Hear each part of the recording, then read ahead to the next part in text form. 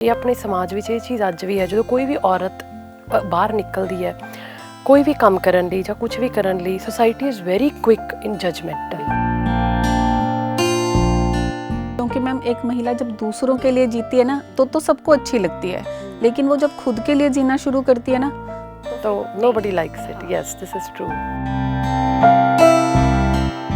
जैसे शाम को अंधेरा होना शुरू होता था तो मुझे कम नज़र आने लगता था, मतलब मैं शाम को घर से बाहर नहीं जा पाती थी फिर अकेले। हस्बैंड वाइफ नॉर्मल बातें कर रहे हैं तो थोड़ा हल्का फुल्का झगड़ा हमारे बीच हुआ कि मुझे कुछ करना है, तो इन्होंने जैसे मजाक में बोल दिया कि तुझे अंधी को क्या करवाऊं मैं। मतलब डेली घर का मुझे काम करके जाना और फिर आके फिर करना, फिर पूरा दिन अपना सुनना हेडफोन लगा के, मतलब घर वाले भी आप मानो पागल ही कहने लग गए थे। So many feathers on the hat. So ये स्विमर और योगा इंस्ट्रक्टर ये कैसे, मतलब हाउ डिड इट केम, ये कैसे आया? आंखें जाना मेरे लिए एक अभिशाप नहीं है, मेरे लिए एक वरदान है। तो मुझे आज खुशी है कि भले ही मेरी विज़न नहीं है, लेकिन विज़न जाने से मैंने बहुत कुछ सीखा है और बहुत कुछ हासिल किया है लाइफ में ना। जिंदगी का वो पड़ाव शायद मैं कभी देख ही ना पाती अगर मेरी आंखें होती। आज शायद मैं आपसे भी बात ना कर रही होती अगर मेरी आंखें होती। You have double MA net qualified and all. ਕਦੇ ਤੁਹਾਡੇ ਮਨ ਵਿੱਚ ਆਪਣਾ ਵੀ ਹਿਊਮਨਸ ਕਦੇ ਤੁਹਾਡਾ ਮਨ ਡੋਲਿਆ ਨਹੀਂ ਵੀ ਮੇਰੇ ਨਾਲ ਹੀ ਕਿਉਂ? आंखों में अरमान लिया, मंजिल को अपना मान लिया, फिर मुश्किल क्या और आसान क्या, बस ठान लिया तो ठान लिया। ਜਦੋਂ ਤੁਸੀਂ ਨੌਕਰੀ ਕਰਦੇ ਸੀ ਕਦੇ ਕੋਈ ਤੁਹਾਨੂੰ ਚੈਲੰਜ ਫੇਸ ਕਰਨੇ ਪਏ? ਕਿਉਂਕਿ ਤੁਸੀਂ ਦੇਖਦੇ ਹੋਗੇ ਜਿਹੜੇ ਤੁਹਾਡੇ ਨਾਲ ਦੇ ਦੂਸਰੇ ਅਧਿਆਪਕ ਕਹਿੰਦੇ ਆ ਵੈਰੀ ਨॉर्मल। मैम यहाँ मैं पहले बोलूँगी, पैरों पर खड़ी हूँ अपने, दुनिया को नज़र आती हूँ, लेकिन कैसे बताऊँ उन्हें कि हर दिन संघर्ष में बिताती हूँ मैं। ਕਦੇ ਤੁਹਾਡੇ ਮਨ 'ਚ ਕਦੇ ਕੋਈ ਸ਼ਿਕਾਇਤ ਕਦੇ परमात्मा ਨੂੰ ਲੈ ਕੇ?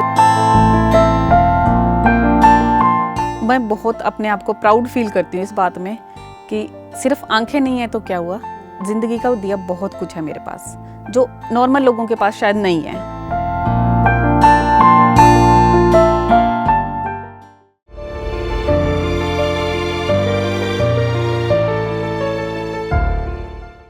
गेम चेंजर्स देखने वाले मेरे सारे श्रोतिਆਂ ਨੂੰ ਪਿਆਰ ਭਰੀ ਸਤਿ ਸ਼੍ਰੀ ਅਕਾਲ।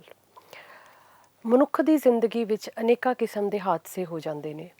ਕੁਝ ਹਾਦਸੇ ਛੋਟੇ ਹੁੰਦੇ ਨੇ, ਕੁਝ ਹਾਦਸੇ ਵੱਡੇ ਹੁੰਦੇ ਨੇ, ਕੁਝ ਹਾਦਸੇ ਅਜਿਹੇ ਵੀ ਹੋ ਜਾਂਦੇ ਨੇ ਜਿਨ੍ਹਾਂ ਹਾਦਸਿਆਂ ਨਾਲ ਮਨੁੱਖ ਨੂੰ ਸਾਰੀ ਉਮਰ ਜਿਉਂਦਾ ਹੀ ਰਹਿਣਾ ਪੈਂਦਾ ਹੈ। ਅਜਿਹੇ ਇੱਕ ਹਾਦਸੇ ਤੋਂ ਪੀੜਿਤ ਅੱਜ ਸਾਡੇ ਸਟੂਡੀਓ ਵਿੱਚ ਮਨੀਸ਼ੀ ਮਿੱਤਲ ਜੀ ਨੇ, ਜਿਹੜੇ ਕਿ ਰੈਟੀਨਾ ਪਿਗਮੈਂਟੇਸ਼ਨ ਜੋ ਕਿ ਅੱਖਾਂ ਦੀ ਇੱਕ ਬੜੀ ਹੀ ਰੇਅਰ ਤੇ ਯੂਨੀਕ ਬਿਮਾਰੀ ਹੈ ਤੋਂ ਪੀੜਿਤ ਹਨ। ਮਨੀਸ਼ੀ ਜੀ ਨਾਲ ਗੱਲ ਕਰਨ ਤੋਂ ਪਹਿਲਾਂ ਮੈਂ ਤੁਹਾਡੇ ਨਾਲ ਰੈਟੀਨਾ ਪਿਗਮੈਂਟੇਸ਼ਨ ਬਾਰੇ ਤੁਹਾਡੀ ਜੀ ਥੋੜ੍ਹੀ ਜਿਹੀ ਜਾਣਕਾਰੀ ਜ਼ਰੂਰ ਸ਼ੇਅਰ ਕਰਨਾ ਚਾਹੂੰਗੀ। ਰੈਟੀਨਾ ਪਿਗਮੈਂਟੇਸ਼ਨ ਇੱਕ ਅਜਿਹੀ ਪਰਦੇ ਦੀ ਬਿਮਾਰੀ ਹੈ, ਅੱਖ ਦੇ ਪਰਦੇ ਦੀ ਬਿਮਾਰੀ ਹੈ, ਜਿਸ ਰਾਹੀਂ ਕਿ ਹੌਲੀ ਹੌਲੀ ਕਰਕੇ ਇਨਸਾਨ ਦਾ ਜੋ ਵਿਜ਼ਨ ਹੈ, ਜੋ ਉਹਦੀ ਨਿਗਾਹ ਹੈ, ਉਹ ਘਟਦੀ ਜਾਂਦੀ ਹੈ। ਜੇ ਮੈਂ ਬਰੀਕੀ ਵਿੱਚ ਗੱਲ ਕਰਾਂ ਤਾਂ ਹੌਲੀ ਹੌਲੀ ਕਰਕੇ ਜਿਹੜੀਆਂ ਆਪਣੇ ਅੱਖਾਂ ਦੀਆਂ ਰੋਡਸ ਹੁੰਦੀਆਂ ਉਹਨੂੰ ਡੈਮੇਜ ਕਰਦੀ ਹੈ, ਉਹਨੂੰ ਨੁਕਸਾਨ ਪਹੁੰਚਾਉਂਦੀ ਹੈ ਅਤੇ ਹੌਲੀ with the span of time ਹੌਲੀ ਕਰਕੇ ਇਨਸਾਨ ਦਾ ਜੋ ਵਿਜ਼ਨ ਹੈ, ਜੋ ਉਹਦੀ ਨਿਗਾਹ ਹੈ, ਉਹ ਬਿਲਕੁਲ ਘਟਦੀ ਜਾਂਦੀ ਹੈ ਅਤੇ ਐਂਡ 'ਤੇ ਆ ਕੇ ਬਿਲਕੁਲ ਖ਼ਤਮ ਹੋ ਜਾਂਦੀ ਹੈ। ਜੇ ਮੈਂ ਲੇਟੈਸਟ ਸਟੱਡੀ ਬਾਰੇ ਗੱਲ ਕਰਾਂ ਰੈਟੀਨਾ ਪਿਗਮੈਂਟੇਸ਼ਨ ਬਾਰੇ, ਤਾਂ ਇਹ ਇੱਕ ਅਜਿਹਾ ਰੇਅਰ ਅਤੇ ਇੱਕ ਅਜਿਹਾ ਯੂਨੀਕ ਡਿਜ਼ੀਜ਼ ਹੈ, ਯਾਨੀ 5000 ਵਿੱਚੋਂ ਸਿਰਫ ਇੱਕ ਇਨਸਾਨ ਵਿੱਚ ਹੀ ਰੈਟੀਨਾ ਪਿਗਮੈਂਟੇਸ਼ਨ ਪਾਇਆ ਜਾਂਦਾ ਹੈ। ਸੋ ਇਸ ਸਮੇਂ ਮੇਰੇ ਨਾਲ ਸਟੂਡੀਓ ਵਿੱਚ ਮਨੀਸ਼ੀ ਮਿੱਤਲ ਜੀ ਨੇ, ਜੋ ਕਿ ਬਤੌਰ ਇੱਕ ਅਧਿਆਪਿਕਾ government model high school Mani Majra ਵਿੱਚ ਹਿੰਦੀ ਪੜ੍ਹਾਉਂਦੇ ਨੇ। ਹਿੰਦੀ ਪੜ੍ਹਾਉਣ ਦੇ ਨਾਲ ਨਾਲ ਇਹ ਇੱਕ ਯੋਗਾ ਇੰਸਟਰਕਟਰ ਵੀ ਨੇ ਐਂਡ ਇੱਕ ਸਵਿਮਰ ਵੀ ਨੇ। ਸੋ ਮਨੀਸ਼ੀ ਜੀ, ਮੈਂ ਤੁਹਾਡਾ ਗੇਮ ਚੇਂਜਰਸ ਵਿੱਚ ਸਵਾਗਤ ਕਰਦੀ ਹਾਂ। नमस्कार मैम। ਨਮਸਕਾਰ। ਮਨੀਸ਼ੀ ਜੀ, ਕਨਵਰਸੇਸ਼ਨ ਨੂੰ, ਗੱਲਬਾਤ ਨੂੰ ਅੱਗੇ ਵਧਾਉਣ ਤੋਂ ਪਹਿਲਾਂ ਮੈਂ ਤੁਹਾਨੂੰ ਥੋੜ੍ਹਾ ਜਿਹਾ ਪਿੱਛੇ ਲੈ ਕੇ ਜਾਣਾ ਚਾਹੂੰਗੀ। ਤੁਹਾਡਾ ਬਚਪਨ ਕਿਵੇਂ ਦਾ ਸੀ? ਤੁਹਾਨੂੰ ਬਿਲਕੁਲ ਜੋ ਆਪਣੀ ਗੱਲਬਾਤ ਹੋਈ, ਮਤਲਬ ਮੈਨੂੰ ਲੱਗਦਾ ਸ਼ਾਇਦ ਤੁਹਾਨੂੰ ਬਿਲਕੁਲ ਦਿਖਦਾ ਸੀ। हाँ जी, ओके, थोड़ा जो उस बारे मेरे ना प्लीज़ शेयर करो। हाँ जी मैम, बचपन मैम जैसे आपका रहा होगा वैसे ही मेरा भी था, क्योंकि मुझे सामान्य लड़कियों की तरह ही नज़र आता था। बिल्कुल मेरा जीवन भी सामान्य था, पढ़ाई मेरी सामान्य थी, सब काम मैं सामान्य रूप से ही करती थी। ठीक है। 18 साल तक मैम मुझे कोई दिक्कत नहीं हुई विज़न में, मतलब एज यूजुअल मेरा जीवन चल रहा था। लेकिन 10th में आते आते जैसे बोर्ड से मुझे लास्ट लाइन नहीं दिखाई देती थी दूर से, तब मुझे थोड़ा सिर दर्द रहने लगा था। तब मैंने पहली बार अपना आई से चेकअप करवाया, विज़न चेक करवाई। तब उन्होंने कहा कि आपकी थोड़ी सी नज़र कम है, कि आप डाइट इम्प्रूव कीजिए, कि बस सर दर्द के लिए। मतलब मेरा कोई चश्मे का नंबर नहीं आया उस समय ना, तो पर ਤੁਹਾਨੂੰ बोर्ड तो घट दिखता सी। हाँ जी, बोर्ड से लास्ट लाइन दूर लाइन से पढ़ नहीं सकते हाँ सी। जी, आखिरी की लाइन जो होती थी ना वो दूर से नहीं नज़र आती थी मुझे। तब सिर दर्द मेरा थोड़ा रहता था, तो उन्होंने मुझे बताया डॉक्टर ने कि कोई ऐसी बड़ी बीमारी नहीं है, कि नॉर्मल है, आप बस थोड़ा डाइट पे ध्यान दीजिए। ਤੇ ਉਸ ਤੋਂ ਬਾਅਦ ਫਿਰ ਮਨੀਸ਼ੀ ਜੀ ਜਦੋਂ ਤੁਸੀਂ ਡਾਕਟਰ ਕੋਲ ਗਏ, ਉਹਨਾਂ ਨੇ ਤੁਹਾਨੂੰ ਚਸ਼ਮਾ ਵਗੈਰਾ ਬਿਲਕੁਲ ਨਹੀਂ ਕਿਹਾ ਵੀ ਤੁਸੀਂ ਲਗਾਓ, ਜਾਂ ਜਿਵੇਂ ਤੁਸੀਂ ਦੱਸਿਆ ਕਿ ਤੁਸੀਂ ਲਾਸਟ ਲਾਈਨ ਬੋਰਡ ਦੀ ਪੜ੍ਹ ਨਹੀਂ ਸਕਦੇ ਸੀ। हाँ जी मैम, क्योंकि डॉक्टर ने ना मैम मुझे ये नहीं बताया कि आपको रेटिनापैथी ऑफ पिगमेंटोसा की प्रॉब्लम है। उन्होंने इस बारे में मुझे कोई जानकारी नहीं दी, और इसी वजह से मैम चश्मे का नंबर भी नहीं आता था। उन्होंने बस एक 0.75 का चश्मा लगा दिया, लेकिन उससे मुझे कोई फ़र्क नहीं पड़ा। ਤੁਹਾਨੂੰ ਲਾਸਟ ਲਾइन दिखन नहीं लगी वो नहीं, चश्मे? कुछ भी नहीं, कोई सर दर्द में आप कह लो बिल्कुल भी कुछ फ़र्क नहीं पड़ा मेरे को। ਫਿਰ ਉਸ ਤੋਂ ਬਾਅਦ ਤੁਹਾਨੂੰ ਇਸ ਬਿਮਾਰੀ ਬਾਰੇ ਕਿਵੇਂ ਪਤਾ ਲੱਗਣਾ, ਯਾਨੀ ਤੁਹਾਡੀ ਜੋ ਨਿਗਾਹ ਸੀ, ਵਿਜ਼ਨ ਸੀ, ਉਹ ਘਟਣਾ ਸ਼ੁਰੂ ਹੋ ਗਿਆ? मैम उस समय तो मुझे इतना नहीं पता चला कि मेरी विज़न कम हो रही है। जैसे 10th की मैंने, उसके बाद मैंने हिंदी टाइपिंग स्टेनो भी की, इंग्लिश हिंदी टाइपिंग स्टेनो भी की। उस समय मुझे हाँ जी, उस समय मुझे महसूस हुआ कि मुझे जो स्टेनो हम लिखते हैं ना शॉर्ट हैंड, वो मेरे से नहीं लिखी जाती थी। मतलब लिख लेती थी, लेकिन उसको मैं खुद ही नहीं पढ़ पाती थी। फिर जैसे ਤੁਸੀਂ पढ़ नहीं सकते? हाँ जी, ठीक है। तब मुझे लगा कि मेरी थोड़ी विज़न कम हो गई है, लेकिन उस समय इतनी केयर भी नहीं हो पाई मेरी। डॉक्टर ने भी हमें डायरेक्ट नहीं बताया कि आपकी ऐसी विज़न डे बाय डे कम होती चली जाएगी। अर्ली एज में मैं मेरी शादी हो गई, क्योंकि इस जो बीमारी है इसका पता ही 18 साल के बाद ही चलता है, क्योंकि डॉक्टर का यही कहना होता है कि ये जो बीमारी है 18 साल की उम्र के बाद ही शुरू होती है। ਤਾਂ ਤੁਹਾਡੀ ਫਿਰ ਜਿਹੜਾ ਤੁਹਾਡਾ ਵਿਆਹ ਕਿਹੜੀ ਉਮਰ ਵਿੱਚ ਹੋ ਗਿਆ? मैम 18। ਅੱਛਾ, 18 ਸਾਲ ਦੀ ਉਮਰ ਵਿੱਚ ਤੁਹਾਡਾ ਵਿਆਹ ਹੋ ਗਿਆ। ਉਸ ਟਾਈਮ ਤੁਹਾਨੂੰ ਬਿਲਕੁਲ ਦਿਖਦਾ ਸੀ? उस समय मुझे बिल्कुल दिखता था। ਤੇ ਫਿਰ ਉਸ ਤੋਂ ਬਾਅਦ ਕਿਵੇਂ ਹੌਲੀ ਹੌਲੀ ਕਰਕੇ ਤੁਹਾਨੂੰ ਇਹਦੇ ਬਾਰੇ ਪਤਾ ਲੱਗਿਆ? हाँ जी मैम, जैसे 18 साल की उम्र में शादी हो गई, तो मैम वही घर परिवार, फिर बच्चे हो गए, तो अपने परिवार में बिज़ी थी मैं, बच्चों में बिज़ी थी। डे बाय डे मैम मुझे जैसे धीरे धीरे कलर ब्लाइंडनेस आई। ਯਾਨੀ ਕਿ ਤੁਸੀਂ ਕਲਰਸ ਨੂੰ, ਜੋ ਰੰਗਾਂ ਨੂੰ, ਜਿਵੇਂ ਇੱਥੇ ਮੈਂ ਦੱਸਣਾ ਚਾਹੂੰਗੀ, ਕਲਰ ਬਲਾਈਂਡਨੈਸ ਇੱਕ ਅਜਿਹੀ ਬਿਮਾਰੀ ਹੈ ਕਿ ਜਿਹੜਾ ਮਰੀਜ਼ ਇਸ ਨਾਲ ਗ੍ਰਸਤ ਹੁੰਦਾ ਉਹ ਰੰਗਾਂ ਦੀ ਪਛਾਣ ਨਹੀਂ ਕਰ ਸਕਦਾ, ਉਹ ਰੰਗਾਂ ਨੂੰ ਆਇਡੈਂਟੀਫਾਈ ਨਹੀਂ ਕਰ ਸਕਦਾ। ਤੇ ਅੱਛਾ, ਫਿਰ ਉਸ ਤੋਂ ਬਾਅਦ ਮਨੀਸ਼? कलर ब्लाइंडनेस के साथ साथ फिर मुझे मैम नाइट ब्लाइंडनेस आ गई। अच्छा, रात को मुझे दिखना कम हो गया। जैसे शाम को अंधेरा होना शुरू होता था तो मुझे कम नज़र आने लगता था। मतलब मैं शाम को घर से बाहर नहीं जा पाती थी फिर अकेले। ਤੁਹਾਨੂੰ ਘੱਟ ਦਿਖਦਾ ਸੀ ਕਿ ਬਿਲकुल नहीं दिखता ਸੀ ਰਾਤ ਨੂੰ, ਜਿਵੇਂ ਤੁਸੀਂ ਨਾਈਟ ਬਲਾਈਂਡਨੈਸ? जैसे मैम लाइट आंखों में पड़ती थी ना, फिर बिल्कुल नज़र नहीं आता था। अच्छा। हाँ, वैसे दिख जाता था जैसे अपने घर में या शाम को अंधेरे में, लेकिन लाइट आंखों में पड़ती थी ना, फिर बिल्कुल नज़र नहीं आता था। वो लाइट से आंखें जैसे चुंधिया जाती है ना, बिल्कुल वैसे हो जाता था। ਤੇ ਉਸ ਵਾਰ ਫਿਰ ਤੁਸੀਂ ਕਿਸੇ ਡਾਕਟਰ ਨੂੰ ਕੰਸਲਟ ਕੀਤਾ ਵੀ ਮੈਨੂੰ ਇਸ ਤਰ੍ਹਾਂ ਦੀਆਂ ਪ੍ਰੋਬਲਮਸ ਆ ਰਹੀਆਂ? पीजीआई दिखाया, पीजीआई उन्होंने बताया कि ऐसे ये बीमारी है आपको और इसका कोई इलाज नहीं है, और ये डे बाय डे आपकी कम ही होती चली जाएगी विज़न, और एक दिन ऐसा आएगा कि आपको बिल्कुल दिखाई देना बंद ही हो जाएगा। तो वो मेरे लिए मैम बहुत ही ज़्यादा, मतलब इस चीज़ को स्वीकार करना कि बहुत मुश्किल था मेरे लिए।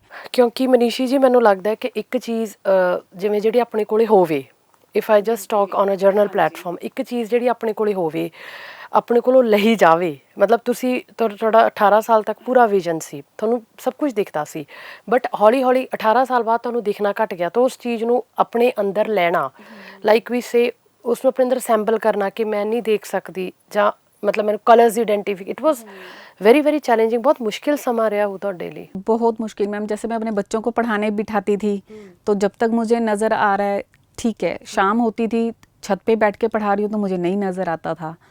तो मतलब बच्चे भी मेरे छोटे थे, और इस चीज़ को मेरे लिए स्वीकार करना ही बहुत मुश्किल था कि मैं सब कुछ देख पा रही हूँ और अब कुछ भी दिखाई नहीं दे रहा।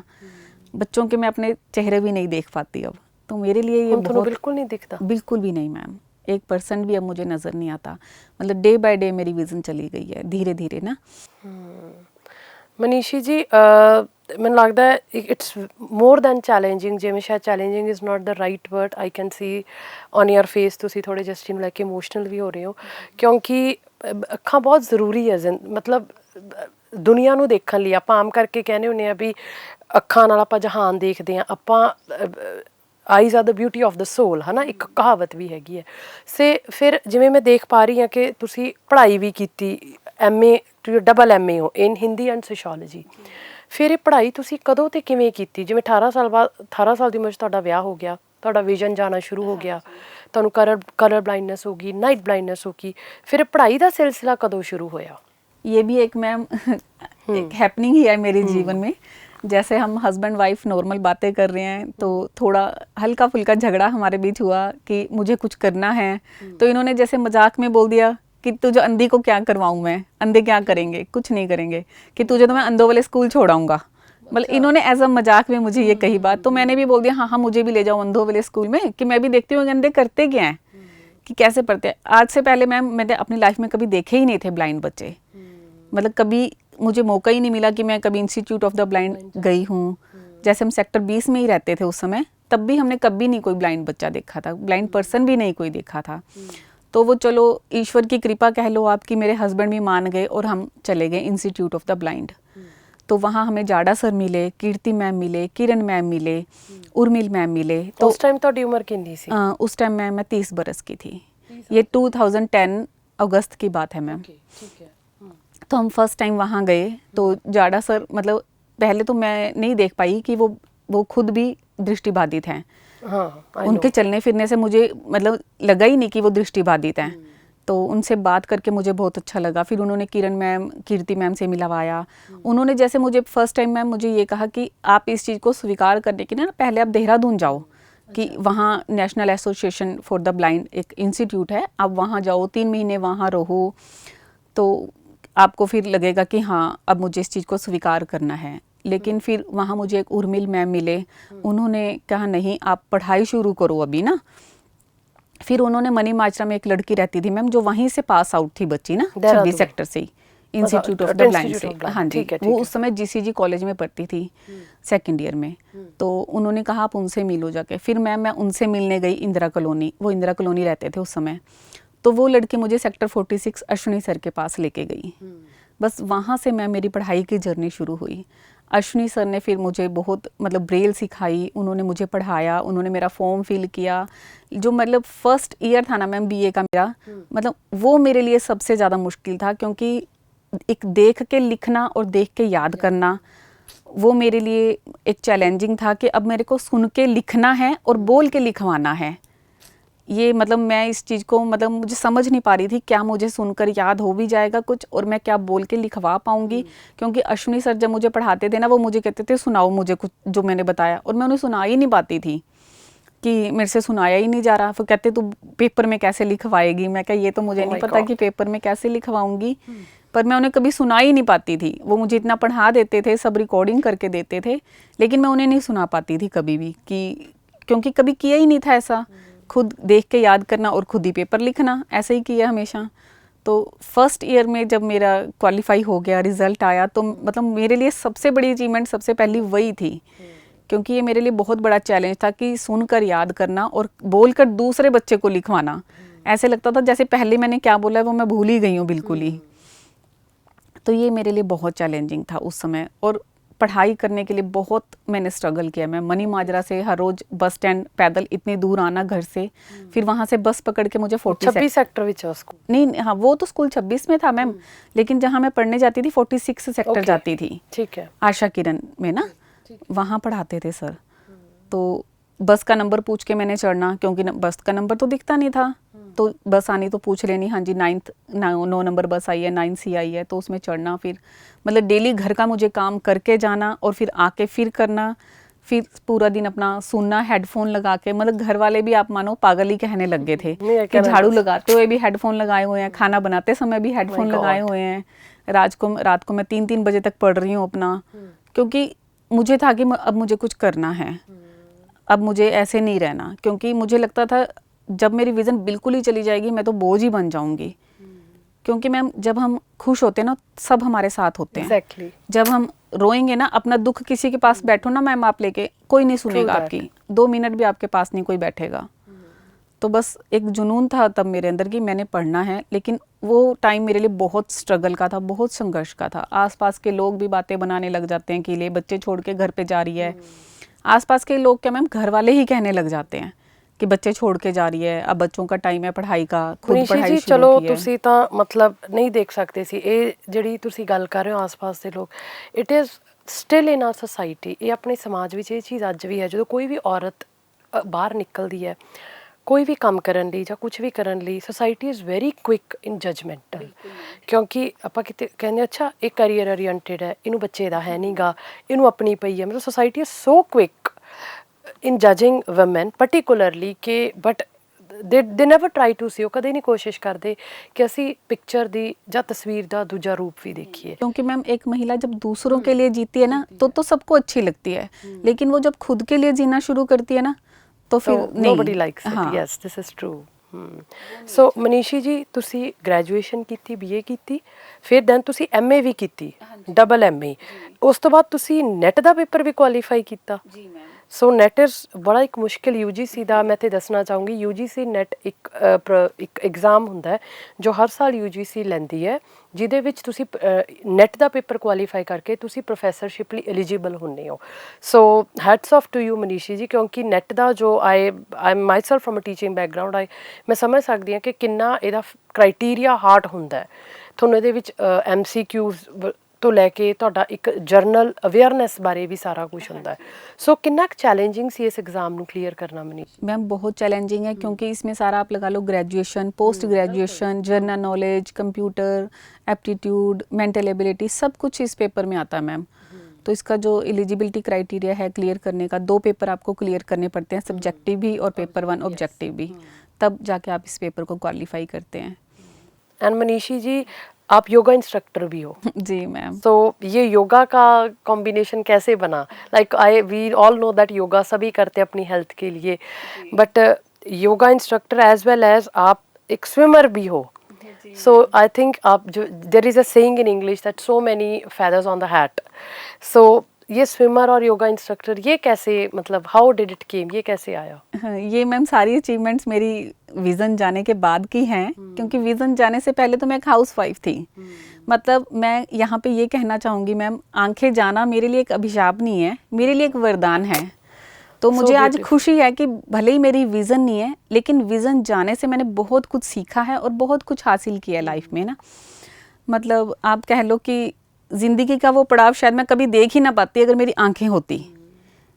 आज शायद मैं आपसे भी बात ना कर रही होती अगर मेरी आंखें होती। रियली आई डोंट थिंक कि ਅਸੀਂ ਇਸ ਚੀਜ਼ 'ਚ I am more privilege being a woman, ਇੱਕ ਔਰਤ ਹੋਣ ਦੇ ਨਾਤੇ ਮੈਂ ਸਮਝ ਸਕਦੀ ਹਾਂ ਕਿੰਨਾ ਚੈਲੰਜਿੰਗ ਹੈ।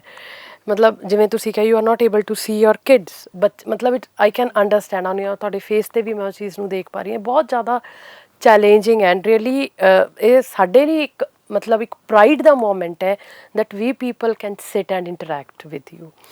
ਮਨੀਸ਼ੀ ਜੀ ਜੇ ਮੈਂ ਤੁਹਾਡੀਆਂ ਅਚੀਵਮੈਂਟਸ ਬਾਰੇ ਗੱਲ ਕਰਾਂ ਤਾਂ ਤੁਹਾਨੂੰ ਗਲੋਬਲ ਐਕਸੀਲੈਂਟ ਅਵਾਰਡ ਨਾਲ ਵੀ ਰਾਜਸਥਾਨ 'ਚ ਨਵਾਜ਼ਿਆ ਗਿਆ। इस अवार्ड बारे तुसी सानू थोड़ी जी जानकारी दोगे?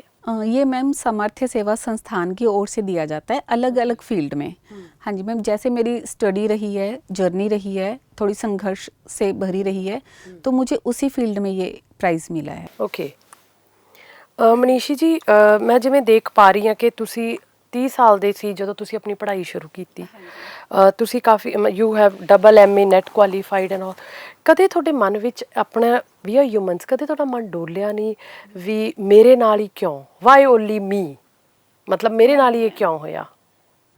मैम जैसे कई गाने की 2 पंक्तियां है ना, बिल्कुल, दुनिया में कितना गम है, मेरा गम कितना कम है।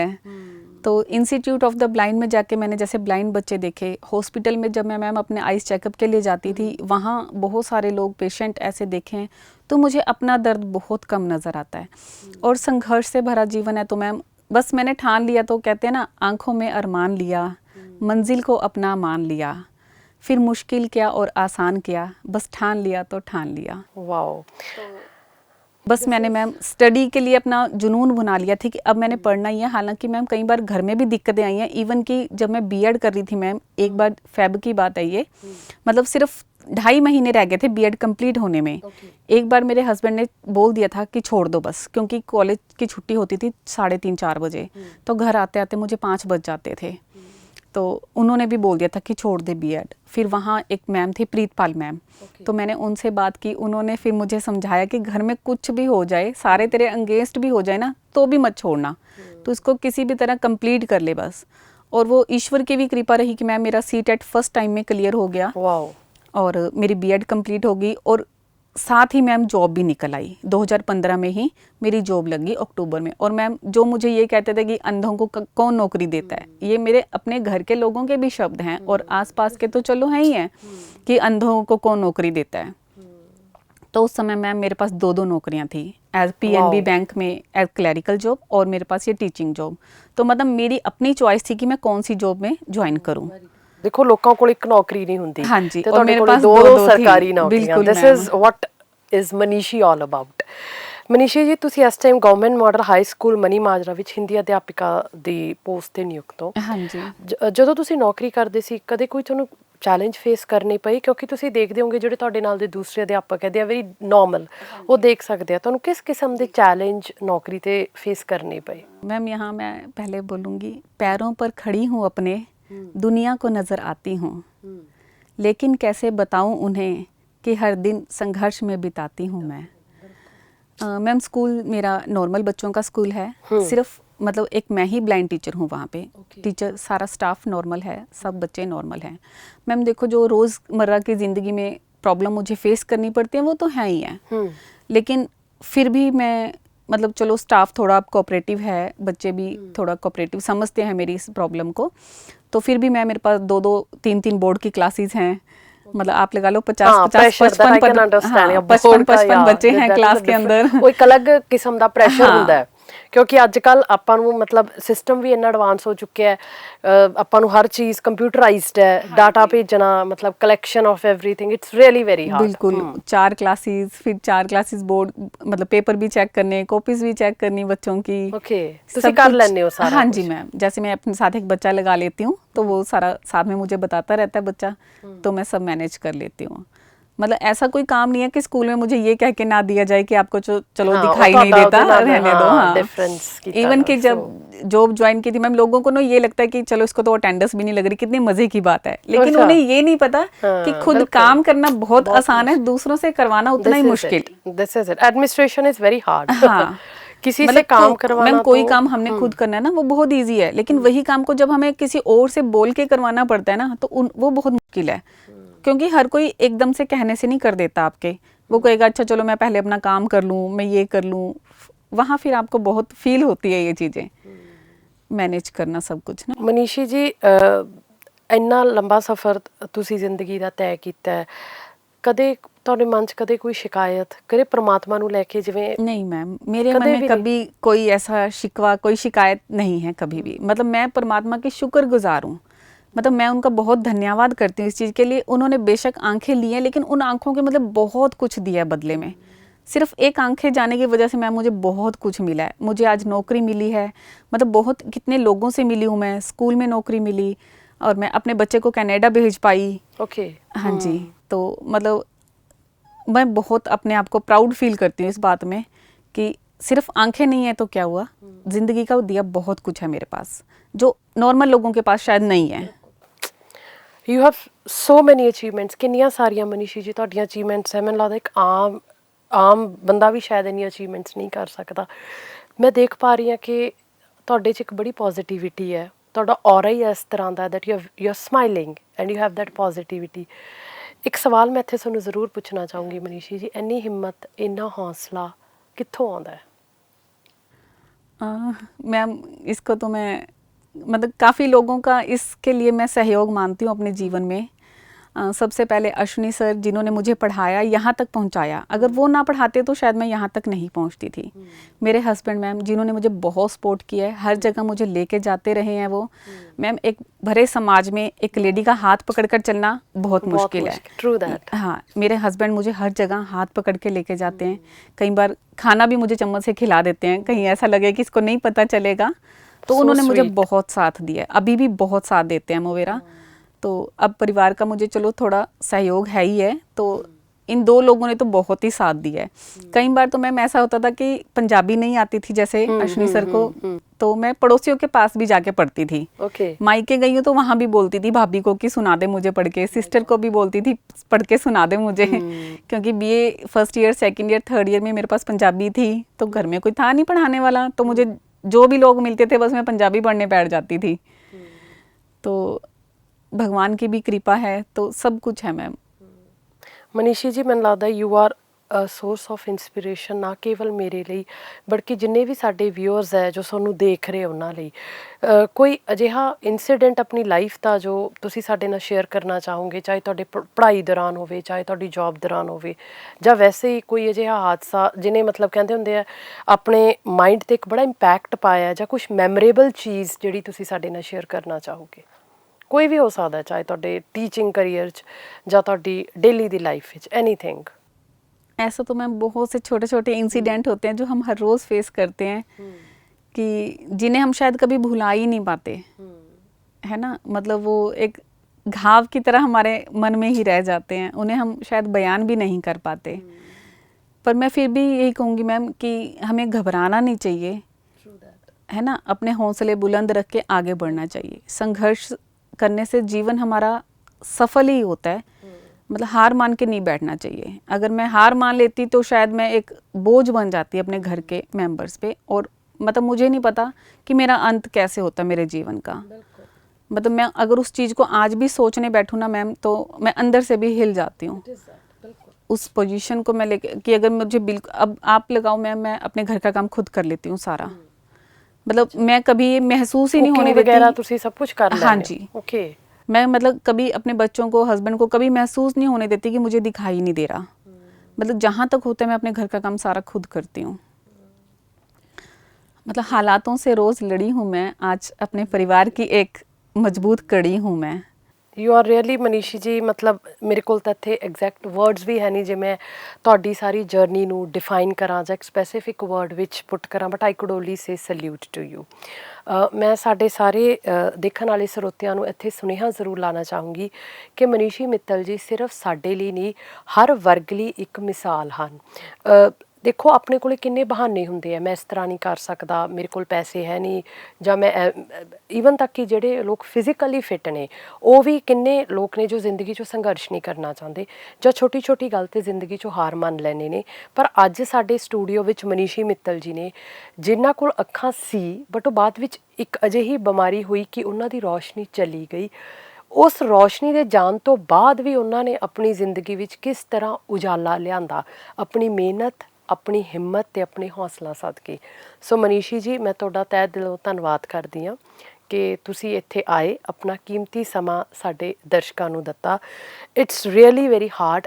ਮੈਂ ਫਿਰ ਤੋਂ ਕਹਿ ਰਹੀ ਹਾਂ ਕਿ you are a source of inspiration, ਤੁਸੀਂ ਇੱਕ ਮਿਸਾਲ ਹੋ। ਅਤੇ ਨੋਟ ਓਨਲੀ ਫॉर मी, ਮੈਂ ਦੇਖ ਰਹੀ ਹਾਂ ਕਿ ਬਿਕੋਜ਼ ਆਪਾਂ ਮੇਰਾ ਤਾਂ ਕਾਫੀ ਦਿਨ ਤੋਂ ਇੰਟਰੈਕਟ ਕਰ ਰਹੇ ਸੀ ਇਸ ਇੰਟਰਵਿਊ ਬਾਰੇ, and every time you were smiling. Ma'am ਮੈਂ ਕਬ ਆਊਂ, ਮਤਲਬ ਉਹ ਹਿੰਮਤ, ਉਹ ਹੌਸਲਾ ਕਿ ਮੈਂ ਇਸ ਚੀਜ਼, ਕਿਸੇ ਵੀ ਚੀਜ਼ ਨੂੰ ਕਰਨਾ ਹੈ।